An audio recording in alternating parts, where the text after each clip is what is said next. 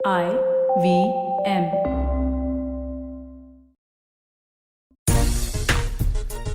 नमस्कार, खेल नीति पर आपका स्वागत है। मैं हूं राजीव मिश्रा।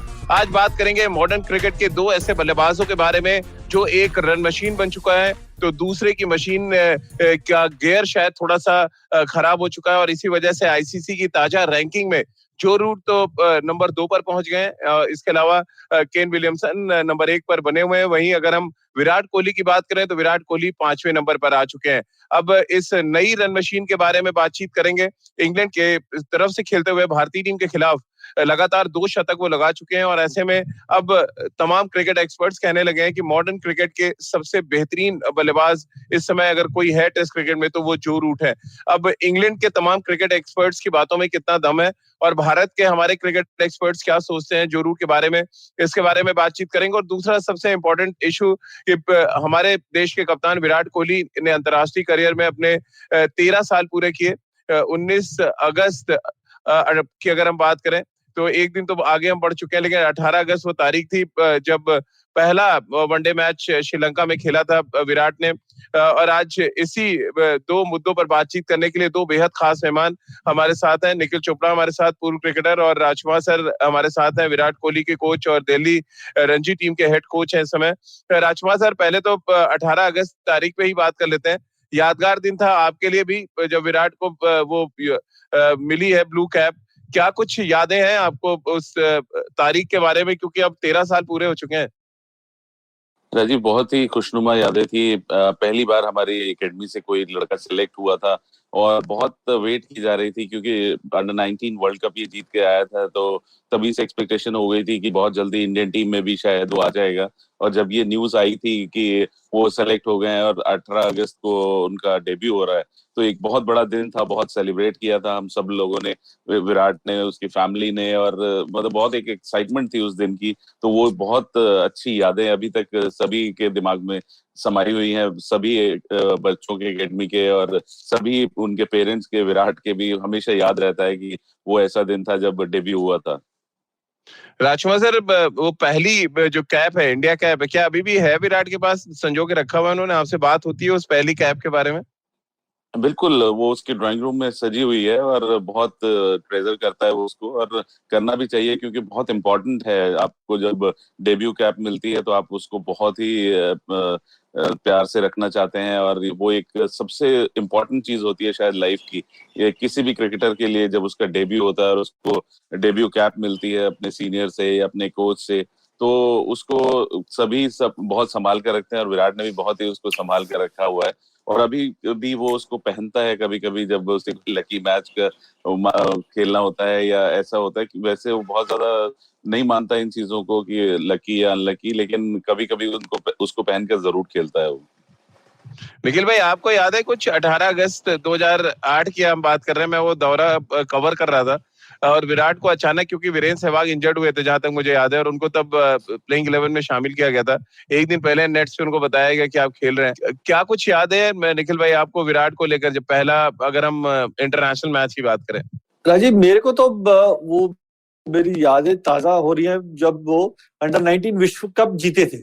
तब पता चला था जिस तरीके से जोश और खरोश के साथ वो जीते थे और फिर वो भारतीय टीम में प्रवेश उन्होंने किया था कि ये खिलाड़ी में कुछ अलग सी बात है। उनको मैंने रणजी ट्रॉफी के नेट्स पे देखा था जब वो अभ्यास करने आए थे, जब उनका सिलेक्शन हो रहा था, फिर जब उनका भारतीय टीम में चयन हुआ था, बड़ी खुशी हुई थी क्योंकि उस समय दिल्ली से एक और खिलाड़ी जो प्रतिभाशाली खिलाड़ी तो था, और जिस तरीके से वो भारतीय मेंस टीम में प्रवेश कर रहा था और बहुत सारे रिकॉर्ड के साथ बतौर अंडर 19 विश्व कप का कप्तान होने के बाद जिस तरीके का उनका प्रदर्शन, निजी प्रदर्शन था, तो साथ में खुशी हो रही थी और ये भी कहीं ना कहीं बैक ऑफ द माइंड लग रहा था कि ये खिलाड़ी एक ऐसा है, इसको मौका दिया जाएगा तो ये अब ये पीछे मुड़ के नहीं देखेगा, ये आगे ही चलता चला जाएगा, और बिल्कुल वैसे ही हुआ। निखिल भाई, अब मैंने कैप की बात की थी। पहली जो कैप होती है कितना इंपॉर्टेंट होती है किसी खिलाड़ी के लिए।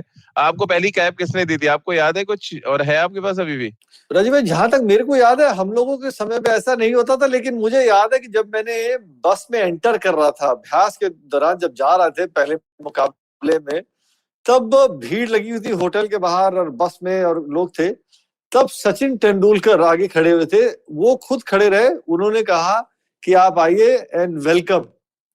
तो वो मेरे ना दिमाग मेमोरी में एकदम एक तरीके से गुदा हुआ है कि एक समय ये था कि उनको देख रहे थे, सब उनको एज अ रोल मॉडल मान रहे हैं, हम लोग भी मतलब कि उनके साथ खेलने का मौका मिल रहा है। पर उस खिलाड़ी का बड़प्पन देखिए, भीड़ में रुक के कि एक युवा खिलाड़ी आ रहा है, उसको वेलकम किया, welcome to the national team, wishing you all the very best, अपने से पहले बस में चढ़ने को कहा। तो ये छोटी छोटी चीजें हैं जो आदमी को मतलब जहन में याद रखता है। पहली है इंडिया कैप निखिल भाई आपने बचा के रखी हुई, जैसे राजकुमार सर ने कहा कि विराट की कैप तो है उनके पास। ओ सर बिल्कुल संभाल के उसको बिल्कुल बिल्कुल चिपका के रखी हुई है, उसको कैसे बोल सकते हैं, वो बड़े संभाल के रखी हुई है। साथ में वो वर्ल्ड कप वाली टोपी भी बड़ी संभाल के रखी हुई है, वर्ल्ड कप का हेलमेट संभाल के रखा हुआ है। राजकुमार सर 13 साल हो गए अंतर्राष्ट्रीय करियर में विराट के, क्या कैसे आप देखते हैं 13 साल के इस करियर को? अभी तो बहुत ज्यादा एक तरह से कहा जाए 2-2.5 साल से थोड़ा सा स्ट्रगल पीरियड आ गया, नहीं तो बहुत ही गोल्डन टाइम देखा है विराट ने 2014 और अब 2019 से 21 तक का अगर हम टाइम हटा दें। कैसे आप देखते हैं विराट के करियर को?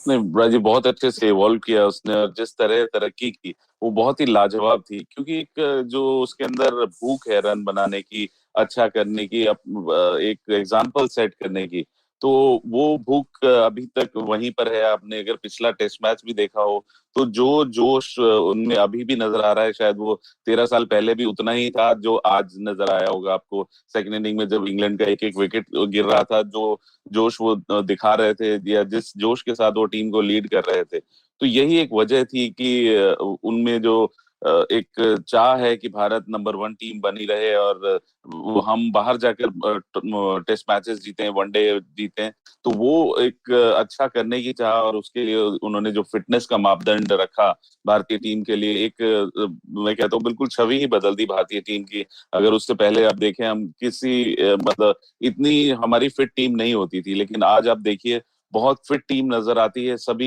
एक दूसरे के लिए खुश होते हैं, एक अच्छा ड्रेसिंग रूम का माहौल है, और एक जज्बा है इस टीम में। लगता है कि ये टीम जब भी मैदान पर उतरती है तो जीतने के लिए उतरती है। और विराट कोहली, उन्होंने अपने लिए इतने माइलस्टोन्स बनाए हैं कि वो सभी जानते हैं, जिस तरह जितने मैचेस उन्होंने भारत को जिताए हैं वो सभी को मालूम है। तो एक जज्बा है विराट में, और वो उसे कंटिन्यू रखना चाहता है, और अभी बहुत क्रिकेट बाकी है उसके अंदर। आपके लिए निखिल भाई सबसे यादगार मोमेंट अगर मैं आपसे पूछूं क्या रहा है, क्योंकि आपने बराबर फॉलो किया है दिल्ली, जब टीम में आए तब आप सिलेक्टर थे शायद उस समय। कैसे आप देखते हैं विराट का जो ये 13 साल रहा है? और फिर मैं कुछ इंटरेस्टिंग स्टैट्स बताऊंगा कि सचिन ने 13 सालों में, अपने पहले 13 सालों में क्या किया था और विराट ने क्या किया। राजीव भाई देखिए, स्टैट्स जो मर्जी बोले, पर जिस तरीके के उनकी एक सोच है, देखिए अगर आप हर कप्तान को देखेंगे, उनका कप्तानी करने का ढंग अलग है। अगर महेंद्र सिंह धोनी इतने सफलता उन्होंने हासिल की है, वो शांत स्वभाव, उस समय जो टीम थी उन्होंने उसको उस तरीके से चलाया। उससे पहले सौरव गांगुली जिस तरीके से अपनी टीम चला रहे थे, वो उनका एक अपना सबकी एक छवि है चलाने की। खुशी इस बात की ये भी होती है, बगैर किसी को मतलब उस दौरे को कंपेयर किए हुए, कि हर खिलाड़ी अपना बेस्ट जो देना चाह रहा है, टीम का बेस्ट देना चाह रहा है, वो उसके जहन में जो है वो टीम को आगे रखे कि हम और बेहतर क्या कर सकते हैं। विराट कोहली को ये बात समझ में आई कि यार अगर अपने फिटनेस पैरामीटर्स देखें, न्यूजीलैंड अगर सबसे ऊपर है, भारतीय टीम जो है उस समय पे जब उन्होंने ये स्टार्ट किया था, हमारी फिटनेस थोड़ी सी लड़खड़ा रही है, और फिटनेस क्यों होनी जरूरी चाहिए, और ये पर्सनल चीज उन्होंने खुद महसूस की थी। फिटनेस इसलिए जरूरी होती है कि अगर एक खिलाड़ी फिट नहीं होता, जब वो बल्लेबाजी कर रहा होता है, 30-35-40 रन पे होता है, अगर वो एक ओवर में 3 डबल भागता है, अगर थक जाता है, तो थकावट की वजह से एक खराब शॉट खेलने को मजबूर हो जाता है एक बैट्समैन, या उसकी कंसंट्रेशन भंग हो जाती है थकावट के कारण, टेक्निक के कारण नहीं, थकावट के कारण। तब उन्होंने कहा कि अगर एक तेज गेंदबाज है, लंबा स्पेल डाल रहा, थकावट के कारण अगर उसका वो बेस्ट नहीं निकाल पा रहा दूसरे और तीसरे स्पेल में, एक दिन में अगर टेस्ट मैच खेल रहे हैं, तो हम कहां पे इंप्रूव कर सकते हैं, स्किल लेवल सबके बराबर है। तब उन्होंने कहा अगर हमने न्यूजीलैंड, ऑस्ट्रेलिया, दक्षिण अफ्रीका जैसी टीम में उनके घर में जाके उनको हराना है, तब हमारे को अपनी फिटनेस लेवल्स जो है ना, वो उनके टक्कर की या उनसे बेहतर करनी होगी। नहीं तो आज के समय में कौन सा ऐसा कप्तान कहता है कि भारतीय टीम में चयन होने के लिए आप मेरा भी यो टेस्ट कीजिए। अगर मैं एक मापदंड कह रहा हूं, भारतीय टीम के लिए एक बेंचमार्क सेट कर रहा हूं, तो वो मेरे लिए भी लागू करता है। ऐसा नहीं है कि कप्तान को छोड़ के बाकी 14 खिलाड़ी जो टीम में, उनके लिए सिर्फ लागू होगा। वो 15वां खिलाड़ी जो है, कप्तान, वो मेरे लिए भी लागू होगा। I need to be looking to lead from the front. और ये चीज उन्होंने कब कही थी? राजू भैया शायद इसके ऊपर और रोशनी डाल सकते हैं। एक दिन वो शीशे में सामने खड़े हुए अपने शरीर को देखा, कहते हैं यार गुरु, ये इंटरनेशनल खिलाड़ी का शरीर नहीं है। कहते तब मेरे को महसूस हुआ, कहता और कुछ मुझे याद है, अगर कुछ खिलाड़ी उनके कमरे में थे और वो शॉर्ट्स में थे, तो कहते हैं यार आपने इतने बिस्किट बना लिए। तो कहते हैं यार इसके लिए, बनाने के लिए ना पागलपन चाहिए होता है, एक जुनून चाहिए होता है कि आदमी स्किल लेवल तो अपना बढ़ा रहा है, लेकिन अपने शरीर का ख्याल रखने के लिए वो पागलपन और जुनून और जोश चाहिए होता है। और इसीलिए आज भारतीय टीम वो कर रही है, हर किसी टीम के देश में घर में जाके उनको हरा रही है, सिर्फ फिटनेस की वजह से। राजकुमार सर, बड़े इंटरेस्टिंग स्टैट्स हैं मेरे पास। और 13 साल जब सचिन तेंदुलकर ने पूरे किए थे अपने इंटरनेशनल करियर में, तब की बात करें, और अब विराट ने पूरे किए हैं 18 अगस्त को। मैं आपको बता दूं 403 मैचेस सचिन तेंदुलकर ने खेले थे अपने इंटरनेशनल करियर में पहले 13 साल में, और 20,255 रन बनाए थे। हाईएस्ट 217 था। एवरेज उनका था, 2 फॉर्मेट के खेलते थे, 49.40 का, और 64 शतक और 90 अर्धशतक लगाए थे सचिन ने पहले 13 साल में। अब मैं विराट के बारे में आपको बता दूं, बड़े इंटरेस्टिंग और हैरान करने वाले स्टैट्स हैं, क्योंकि अब T20 फॉर्मेट भी है। तो 438 मैचेस खेले हैं विराट ने 13 सालों में, और 22,937 रन है, यानी कि लगभग 2,000 रन ज्यादा है सचिन से। हाईएस्ट 254 है। एवरेज है 55.40 का। सचिन का पहले 13 साल में था 49.40 का। शतकों की लिहाज से भी विराट इस समय आगे हैं। अगर सचिन ने 64 शतक लगाए थे, तो विराट 70 लगा चुके हैं अंतर्राष्ट्रीय करियर में, और 115 अर्धशतक हैं। अब ये दर्शाता है कि पहले 13 साल जो अगर हम एनालिसिस करें, तो विराट कहां पर खड़े हैं? देखिए राजीव, आप कंपेयर नहीं कर सकते दो शानदार खिलाड़ियों को। और सचिन तो वैसे भी विराट के आइडल रहे हैं, उनको देख के ही उन्होंने क्रिकेट खेलनी शुरू की। नहीं, कंपेयर नहीं कर रहे सर हम तो। मैं स्टैट्स बता रहा हूँ कि ये स्टैट्स हैं विराट के आज के डेट में। बिल्कुल बिल्कुल, बहुत शानदार स्टैट्स हैं। और अभी पिछले 1-2 साल में थोड़े से ये डाउन हुए हैं, नहीं तो और बहुत ज्यादा ऊपर था विराट स्टैट्स में। तो अच्छा प्रदर्शन रहा है विराट का, कंसिस्टेंट परफॉर्मेंस दी है उसने हर फॉर्मेट में। और सबसे अच्छी बात है कि ये तीनों फॉर्मेट खेलते हैं। T20 भी ऐड हो गया है, सचिन के टाइम में बहुत ज्यादा नहीं था T20, लेकिन अब तीनों फॉर्मेट खेलते हैं, और उसके लिए उतनी फिटनेस, और तीनों फॉर्मेट में कप्तानी करना, ऊपर से अपनी फ्रेंचाइजी के लिए कप्तानी करना, तो काफी टैक्सिंग भी होता है जब आप लीड कर रहे होते हो, क्योंकि आप स्ट्रेटजी बनाते हो। बॉलर्स के साथ भी अलग अलग मीटिंग होती है, पहले टीम मीटिंग होती है, फिर बॉलर्स की स्ट्रेटजी मीटिंग होती है, फिर बैट्समैन की स्ट्रेटजी मीटिंग होती है। तो बहुत स्ट्रेस कप्तानी का भी रहता है। बावजूद उसके उन्होंने अपनी बल्लेबाजी का स्टैंडर्ड नहीं गिरने दिया, और रादर उसको इम्प्रूव ही करते चले गए। अभी पिछला 1-1.5 साल छोड़ दें कि जहाँ पे बहुत ज्यादा रन नहीं बने विराट के, अदरवाइज बहुत ही कंसिस्टेंट परफॉर्मेंस रही उनकी। वनडे में तो उनके स्टैट्स बहुत ही लाजवाब हैं, और जिस तरह के रन चेस करके उन्होंने मैच जिताए भारत को, तो सभी जानते हैं कि उनका प्रदर्शन बहुत सराहनीय रहा है। और मैं आशा करता हूं कि जैसे सचिन इतने लंबे समय तक खेले, अगर विराट भी उतने लंबे समय तक खेलेंगे तो और शायद कुछ रिकॉर्ड्स तोड़ देंगे। लेकिन भाई, जो लीन पैच की बात हो रही है, अब थोड़ा उस पे आ जाते हैं, क्योंकि लीन पैच अगर विराट का चला तो किसी का बहुत अच्छा पैच भी आ गया, और उनमें कई बैट्समैन मॉडर्न एरा में विराट से आगे निकलते भी नजर आए। उनमें सबसे बड़े बैट्समैन के तौर पे जो रूट सामने आ चुके हैं, जिन्होंने श्रीलंका में पहले रन बनाया, फिर हिंदुस्तान के खिलाफ आके शतक लगाया, अब इंग्लैंड में अपनी सरजमी पे 2 बैक टू बैक सेंचुरीज लगा चुके हैं। आईसीसी रैंकिंग में नंबर 2 पे वो पहुंच गए, उनसे आगे केन विलियमसन है। अब 3 बैट्समैन मॉडर्न एरा की अगर मैं आपको रैंकिंग बताऊं निखिल भाई, नंबर 1 पर विलियमसन है, नंबर 2 पे रूट है, नंबर 3 पे स्मिथ है, और नंबर 4 पे लेम्बुशेन है, 5 पे विराट खिसक गए। अब ये कैसे आप देखते हैं? 13 साल में ये पहली बार ऐसा मौका होगा कि विराट टॉप 3 से नीचे आए होंगे।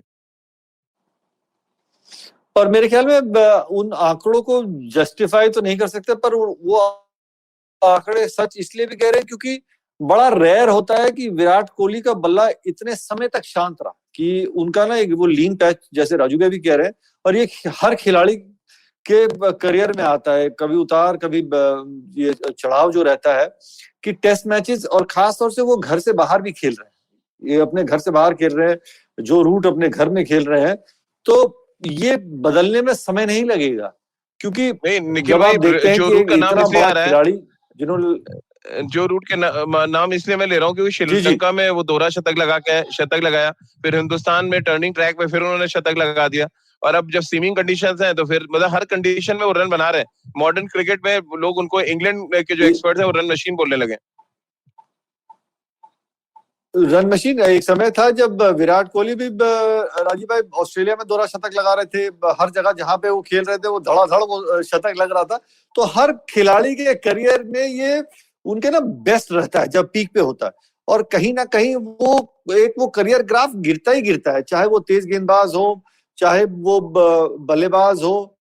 सबका मैंने देखा इतने सालों में। आप स्पोर्ट्स के इतिहास में देख लीजिए, क्रिकेट के इतिहास में देख लीजिए, ऐसा कोई खिलाड़ी नहीं है अगर वो 20 साल खेलता है तो उसका जो ग्राफ है हमेशा ऊपर की तरफ चल रहा होता, कहीं ना कहीं वो गिरता जरूर है। और यहां से किस तरीके से वो बाउंस बैक करता है वो देखना होता है। और मैं मानता हूं कि कोई दो राय नहीं है, और मेरे को मन में कोई शंका नहीं है कि उनका वो बाउंस बैक आएगा। क्या पता शायद अगले टेस्ट मैच से ही आ जाए, बाकी के जो 3 टेस्ट मैच है। जो रूट अपने करियर के इस समय पिंक ऑफ फॉर्म में चल रहे हैं, जिसको कहते हैं ना वो लाजवाब, इस समय वो कहीं भी जा रहे हैं बल्लेबाजी करने के लिए। वो कहावत है ना कि वो एक गेंदबाज से एक कदम आगे चल रहे हैं। वो एंटिसिपेशन, फुटवर्क, फुट मूवमेंट की बॉल डिलीवर होने से पहले वो वहां पे गेंद का इंतजार कर रहे हैं, क्योंकि उनको जल्दी नजर आ रही है। अब जब एक खिलाड़ी का फॉर्म थोड़ा सा डिप करता है तो वो बॉल को बैट के ऊपर महसूस करने को देखता है, वो गेंद की तरफ जा रहा होता है। जब एक बल्लेबाज अच्छे फॉर्म में होता है तो गेंद को आने देता है। और यही फर्क है। एक खिलाड़ी राजीव भाई जिसने मेरे ख्याल में 70 अंतरराष्ट्रीय शतक लगाए हुए हैं, वो खिलाड़ी मतलब ज्यादा देर उसको आप शांत रख नहीं सकते। विराट कोहली कोई दो राय नहीं है कि ही विल बाउंस बैक, और बहुत जल्दी बाउंस बैक करेगा। लेकिन वहीं पे सराहना करनी होगी जो रूट की, जिस तरीके से उन्होंने रन बनाए। भारतीय टीम इंग्लैंड में एक खिलाड़ी के साथ, एक बैट्समैन के साथ लड़ रही है बस, बाकी के तो वो गिरा लेते। हमारी जो पेस बैटरी चल रही है बाकी के बैट्समैन को गिरा लेते हैं। वो जो रूट है जो खुद खड़े रहते हैं और बाकी को भी खिला लेते हैं, ये फर्क है, बाकी को भी खिला रहे हैं। तो यानी आईसीसी रैंकिंग के हिसाब से जाएं तो राजकुमार सर, क्या आप मानेंगे ये कि विराट अब वर्ल्ड क्रिकेट में 5वें नंबर पर आ गए, या आपकी निगाह में अभी भी दुनिया के नंबर 1 बैट्समैन है? देखिए राजीव, एक लीन पैच आया है, लेकिन आप बहुत जल्दी सुनेंगे कि वो वापस टॉप 3 में होंगे। और मैं मेरे सवाल का जवाब तो दे दीजिए। नहीं नहीं, मेरी आप नजर तो में तो वो एकदम नंबर 1 ही रहेगा। पॉलिटिशियन वाला जवाब नहीं चाहिए। नहीं, मेरी नजर में तो वो हमेशा नंबर 1 ही रहेगा, और वो है भी नंबर 1। मैं ये बता रहा हूँ सबको कि बहुत देर तक आप उसको शांत नहीं रख सकते, और वो जानता है कि अभी रन नहीं बने, और वो बहुत जल्दी बाउंस बैक करेगा। जैसे निखिल ने भी कहा कि वो समय ही जा रहा है कि एक बड़ी पारी आप देखेंगे और उसके बाद ही विल बी बैक। तो ऐसा फेज आता है हर एक के करियर में, और थोड़ा सा लंबा हो गया है इस बार। लेकिन वो भली बात ही जानता है कि गलती कहाँ हो रही है। हम बात भी कर रहे थे इस बात की कि कहाँ गलत हो रहा है, और बहुत जल्दी उसको रेक्टिफाई करके वो ऊपर आएगा। और ऐसा नहीं कि वो अच्छा नहीं खेल रहा है, अच्छा खेल रहा है, लेकिन फिर थोड़ा सा कंसंट्रेशन लैप्स हुआ है एक दो इनिंग्स में, और वो आउट हो गया। एक अच्छा बॉल गिरा या थोड़ा सा टेम्परामेंट इधर उधर हुआ और आप आउट हो जाते हैं। लेकिन ही नोज कि उससे रन ड्यू हैं उसके, और वो खुद चाहता है कि वो एक लंबी पारी खेले, क्योंकि उसको शौक है वो लंबी पारियां खेलने का, और टेस्ट क्रिकेट ही लव्स। तो I think he will be back very soon. Nikhil भाई, जो आईसीसी की रैंकिंग और टॉप 5 बल्लेबाजों की लिस्ट है, क्या आप उससे सहमत हैं? और ये परफॉर्मेंस के आधार पे मिलते हैं पॉइंट्स, और यहाँ पर विराट सबसे नीचे है 5वें नंबर पे, 775 अंक हैं सिर्फ, और नंबर 1 पे विलियमसन है, 901 अंक है, और जो रूट के हैं 893 अंक। अब मैंने जो सवाल मैंने राजकुमार सर से पूछा था वही आपसे मैं पूछ रहा हूँ। क्या आप जो मॉडर्न क्रिकेट की लिस्ट है पिछले 1-1.5 साल में, ये जो रैंकिंग है, ये इसमें आप इत्तेफाक रखते हैं, आपको लग रहा है अभी भी विराट दुनिया के नंबर 1 बैट्समैन है? राजीव भाई, देखिए, इसमें कोई दो राय नहीं है, प्रतिभाशाली खिलाड़ी और 1 नंबर पे रह चुके हैं। लेकिन इस समय फॉर्म डिप हुआ है, इसको कोई भी नजरअंदाज नहीं कर सकता। और जो मापदंड आईसीसी ने रखा है, आप, मैं और राजकुमार भाई, मुझे अगर याद है कि हम लोग शो कर रहे थे किसी और प्लेटफॉर्म पे, और उसी मापदंड के हिसाब से जब वो नंबर 1 पे थे और काफी समय तक नंबर 1 पे थे, तो उसी चीज को हम लोग सेलिब्रेट भी कर रहे थे। आज हम वो बात नजरअंदाज नहीं कर सकते कि उसी मापदंड की वजह से, उसी नंबर के हिसाब से वो नंबर 5 पे आए, क्योंकि बल्ला शांत है।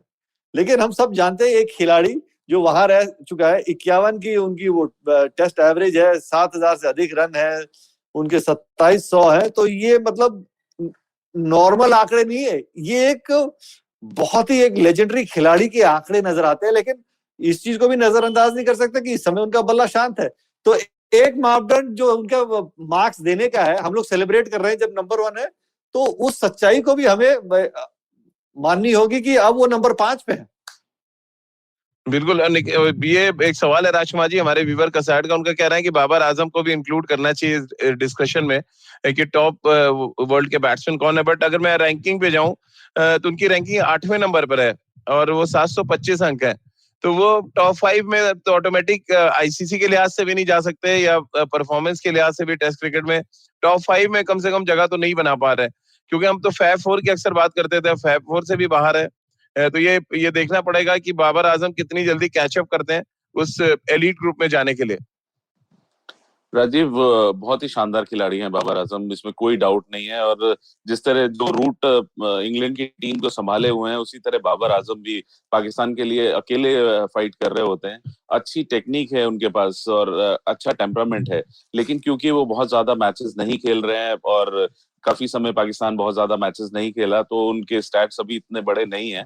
लेकिन आने वाले दिनों में मेरा ये मानना है कि जरूर वो फर्स्ट 5 में नजर आएंगे, क्योंकि बहुत बेहतरीन खिलाड़ी हैं वो। और जिस तरह वो कंसिस्टेंसी से बल्लेबाजी कर रहे हैं, तो बहुत जल्द हम देखेंगे कि वो टॉप 5 में होंगे। और बिल्कुल मुझे कोई डाउट नहीं है, क्योंकि बेहतरीन टेक्निक है उनके पास और अच्छा टेम्परामेंट भी है। राजकुमार सर, लेकिन जो रूट के बारे में आप क्या कहेंगे? 893 अंक हैं, सिर्फ 7 अंकों का फासला यहाँ पे नजर आ रहा है, 8 अंकों का केन विलियमसन के साथ। और ये इसलिए कि बहुत कंसिस्टेंट तौर पे उन्होंने बड़े बड़े स्कोर्स बनाए अलग अलग कंडीशंस में। अब जो रूट एक तरह से कहा जाए एक ऐसी दीवार बन के खड़े हो जाते हैं अभी जो सीरीज चल रही है, जहाँ पे उनको आउट करते ही लगता है मैच अब आपकी झोली में आ गया। क्या विराट वर्सेस रूट की हम बात कर रहे थे, विराट एंडरसन की बात कर रहे थे, क्या मौजूदा जो ये टॉर चल रहा है रूट अकेले हीरो के तौर पे सामने आ गए? बिल्कुल, उनके रूट्स बहुत लंबे हैं राजीव। मैं कहूंगा कि और स्पेशली भारतीय गेंदबाजी के सामने तो वो आई थिंक एक लाइकिंग भी हो जाती है कि इस टीम के अगेंस्ट तो मैं नहीं आउट होऊंगा, या ज्यादा डिटरमिन्ड होते हैं। तो मुझे लगता है कि वो भारत के खिलाफ बहुत डिटरमिन्ड दिखते हैं और एंजॉय करते हैं भारतीय गेंदबाजी को।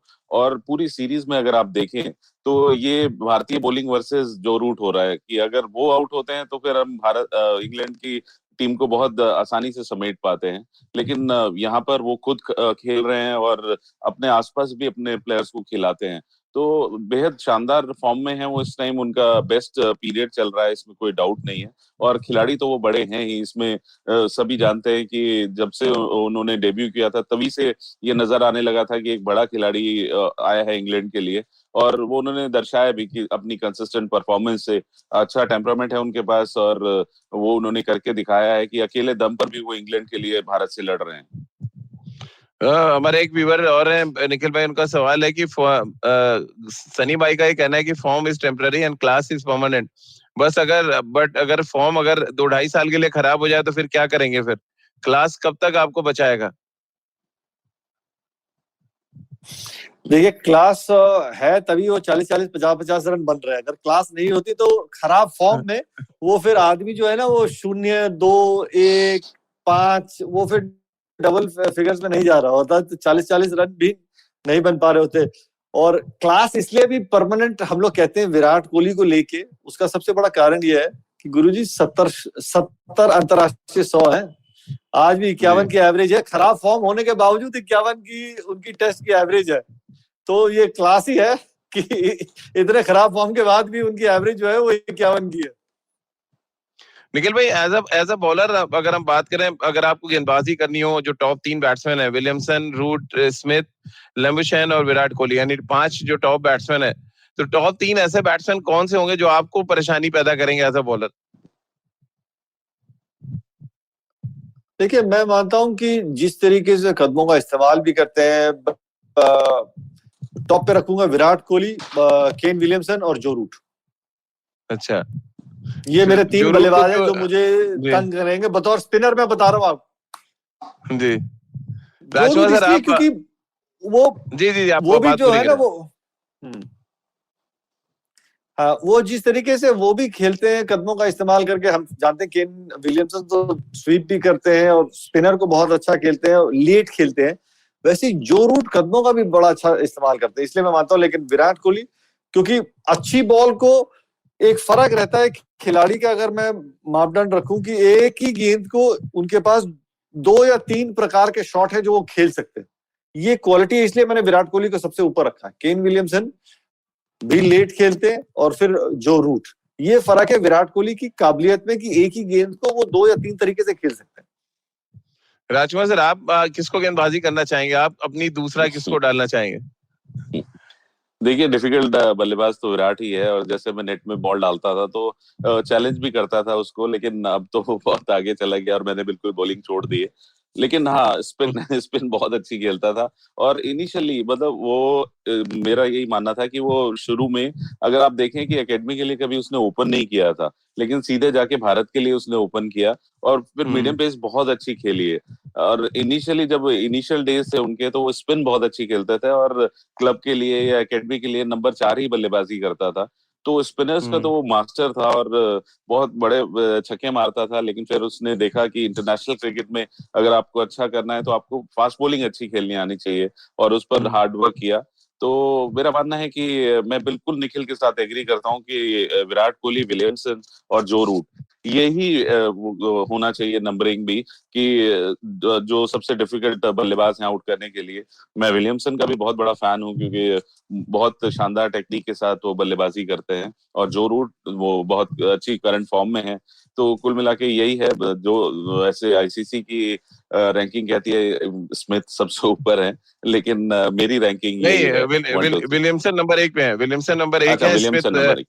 जी, जो रूट नंबर 2 पे है और स्मिथ नंबर 3 पे है। ये अच्छा, स्मिथ रैंकिंग है। नंबर 3। 4 पे लंबुशैन है और 5 पे विराट कोहली है। यानी कि हमारे देश में भी नासिर हुसैन और माइकल वॉन है जो हार नहीं मानेंगे। विराट कोहली भले ही रन न बना रहे हो, लेकिन आईसीसी रैंकिंग को चैलेंज करते हुए निखिल भाई और राजकुमार सर ने विराट को नंबर 1 घोषित कर दिया है, और आईसीसी तक ये खबर खेल नीति के माध्यम से पहुंच जाएगी बहुत जल्दी। एक सवाल है निखिल भाई, और बड़ा इंटरेस्टिंग सवाल है कि इंग्लैंड की करंट जो सिचुएशन है टीम की, उसको देखते हुए क्या ये सही नहीं होगा कि सचिन तेंदुलकर से उनको कंपेयर किया जाए?